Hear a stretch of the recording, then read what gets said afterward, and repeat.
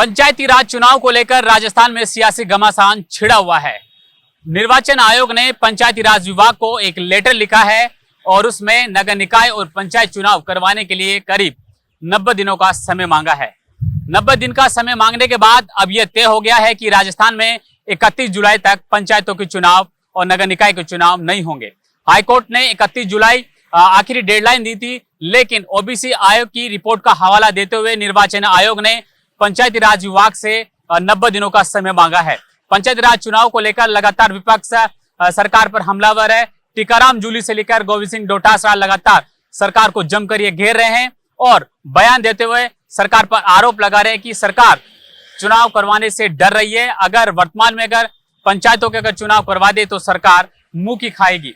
यानी कि पंचायतों के चुनाव को लेकर जो सियासी तस्वीर है वो पूरी तरह से साफ नहीं हुई है, क्योंकि जिस तरह से राज्य निर्वाचन आयोग ने पंचायती राज विभाग से समय मांगा है, पंचायती राज विभाग ने भी ओबीसी रिपोर्ट को लेकर निर्वाचन आयोग को एक पत्र लिखा है और उस पत्र में यह दावा किया गया है कि निर्वाचन आयोग को पंचायती राज विभाग ये कह रहा है कि अभी भी करीब 14 अगस्त तक ओबीसी आयोग की जो रिपोर्ट है वो आएगी और उसके बाद में पंचायती राज विभाग के चुनाव कब होंगे कब नहीं होंगे इसको लेकर राज्य निर्वाचन आयोग दिनांक तय करेगा। इस बीच कैबिनेट मंत्री जोगाराम पटेल का एक बयान सामने आया। उन्होंने पंचायती राज और नगर निकाय चुनाव को लेकर एक बयान दिया। उन्होंने कहा है कि चुनाव करवाना और नहीं करवाना ये राज्य निर्वाचन आयोग का काम है, लेकिन सरकार की तरफ से पंचायती राज चुनाव करवाने की जो तैयारियां हैं वो पूरी हो गई है।